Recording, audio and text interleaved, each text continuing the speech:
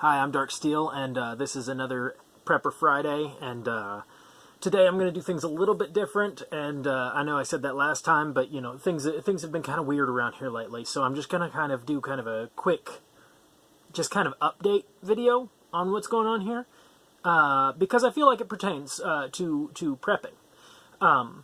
So, recently, a few days ago, something kind of strange happened, which is that it got really cold, and for some reason that affected our electricity, and half of the electricity on our property went out.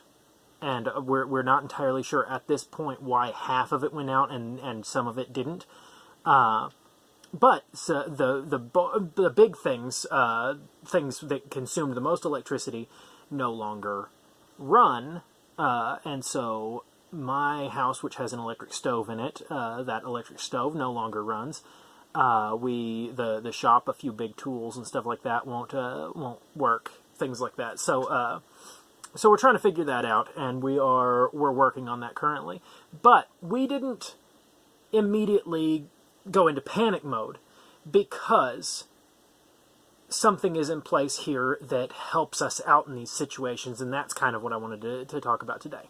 We spend our time kind of when we see something at an antique auction or something like that that is of use, we go and get that. We collect antiques in a different way than a lot of people are, because a lot of people are buying old tools and old stuff to hang on their walls or to decorate with, or to repurpose, which hurts a little, but okay, fine. But when we find something that's still usable, we collect it so that we can use it. We have a pushing lawnmower that's just one of those that spins on its own. We have some of those metal pumps that you can just work by hand. We have any kind of tool we can gather, everything like that. So we spend a lot of our time collecting old stuff, and the reason for this is because when a situation comes up where modern conveniences are removed completely, or in this case, some of them stick around, but some of them go. We don't have to go into a panic mode because we have everything. We have the antiquated version of just about everything, and so we just switch to using that. We've got oil lamps. We've got all kinds of stuff, and so it didn't really change what we were doing. It changed the way we were doing it, but didn't really change what we were doing. And that gives us time to be able to figure out what's going on without it being such a big deal. The issues that we are having is that the pump to our well house is an electric pump, and it stopped working because it draws a lot of energy to work. And so we have been without water. Luckily enough, our property has lots of water. It has multiple wells, and it also has ponds and a creek, and so we're good on the waterfront. But it's meant carrying buckets of water in the meantime, and we'll be setting up a situation. Like I said, we've got some of those old pumps and stuff. We'll be setting up a situation where it's a little bit more accessible without electricity than carrying buckets soon. But we figured this is only going to be for a couple of days if it continues any longer. But we're figuring things out as we go. But the other issue was that I had to run an extension cord to plug in the deep freezer, and I don't like doing that. But I've been keeping an eye on the extension cord, and it's not heated up or anything, and the deep freezer is running just fine.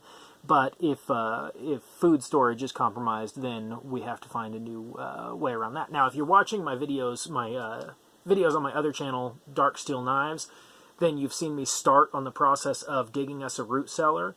That's going to go a long way towards fixing our food storage situation. It won't really be, it won't substitute for a freezer, but it'll go a long way towards, it'll help us if we no longer have ways of keeping our stuff refrigerated and stuff. That'll go a long way towards that. And I've also got some ideas, some things I've printed out and stuff that are kind of instructions on how to make your own non-electric refrigerator and stuff like that. And so those are cool projects to be working on. But the problem is even though we are well set up, even though we are prepared for things like this, it does slow down our abilities to do non-essential things because we suddenly have to focus on taking care of just the essentials, and that takes up a lot of our day, which is kind of why I'm not doing a full-on normal thing here, is I'm trying to get this done quickly so that I can keep up my schedule. I don't want to disappoint my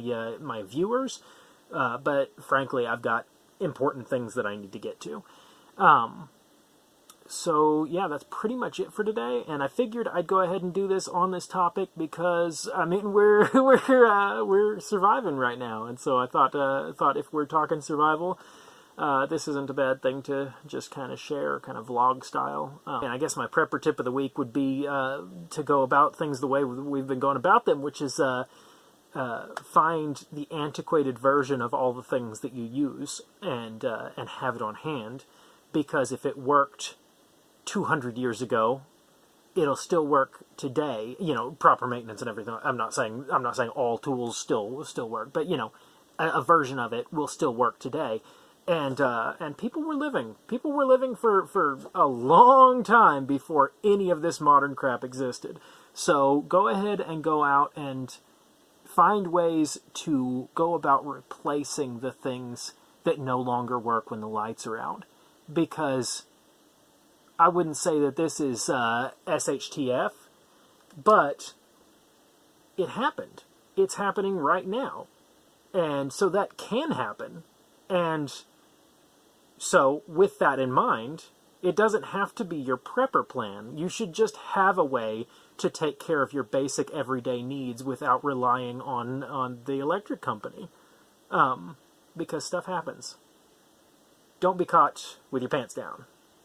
Anyway, that's all I got for you today. Thank you for watching. Please hit that subscribe button if you haven't already, and tell me what you think in the comments. Hit that like button if you liked it. Hit that dislike button if you disliked it, and I'll see you in the next video.